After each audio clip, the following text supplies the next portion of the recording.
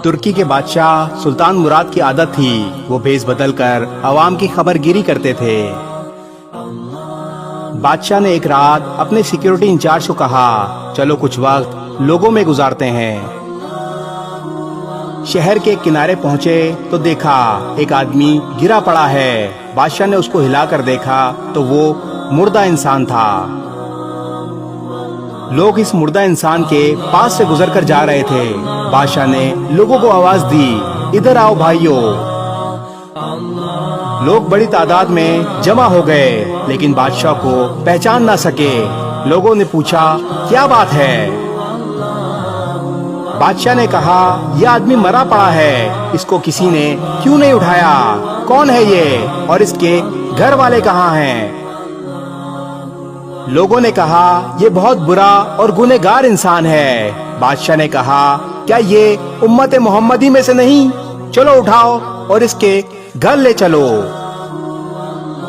لوگوں نے اس کی میت اٹھائی اور اس کے گھر پہنچا دی۔ اس کی بیوی نے خاوند کی لاش دیکھی تو رونے لگی۔ لوگ میت رکھ کر چلے گئے۔ بادشاہ اور اس کا سیکیورٹی انچارج وہی عورت کا رونا سنتے رہے۔ بیوی روتے روتے کہہ رہی تھی میں گواہی دیتی ہوں بے شک تو اللہ کا ولی ہے اور نیک لوگوں میں سے ہے۔ یہ سب سن کر بادشاہ کو بڑا تعجب ہوا۔ بادشاہ نے کہا یہ کیسے ہو سکتا ہے؟ لوگ تو اسے برا اور گنہگار بول رہے تھے۔ اس شخص کی میت کو ہاتھ لگانے کے لیے تیار نہ تھے اور تم اسے اللہ کا ولی اور نیک بول رہی ہو۔ اس کی بیوی نے کہا مجھے بھی لوگوں سے یہی توقع تھی۔ اصل حقیقت یہ ہے کہ میرا خاوند ہر روز شراب کھانے جاتا تھا، جتنی ہو سکے شراب خریدتا اور گھر لا کر گھڑے میں بہا دیتا اور کہتا چلو کچھ تو گناہوں کا بوجھ مسلمانوں سے ہلکا ہوا۔ اسی طرح رات کو ایک بری عورت کے پاس جاتا اور اس کو ایک رات کی اجرت دے دیتا اور اس کو کہتا اپنا دروازہ بند کر لے، کوئی تیرے پاس نہ آئے۔ گھر آ کر کہتا الحمدللہ آج اس عورت کا اور نوجوان مسلمان کے گناہ کا میں نے کچھ بوجھ ہلکا کر دیا۔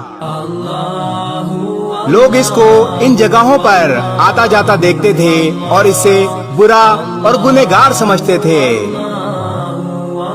میں اسے کہتی تھی کہ یاد رکھ جس دن تو مر گیا لوگوں نے تجھے غسل دینا ہے، نہ تیری نماز پڑھنی ہے اور نہ تجھے دفنانا ہے۔ وہ مسکرا دیتا اور مجھ سے کہتا کہ گھبرا مت، تو دیکھے گی کہ میرا جنازہ وقت کا بادشاہ علماء اور اولیاء پڑھیں گے۔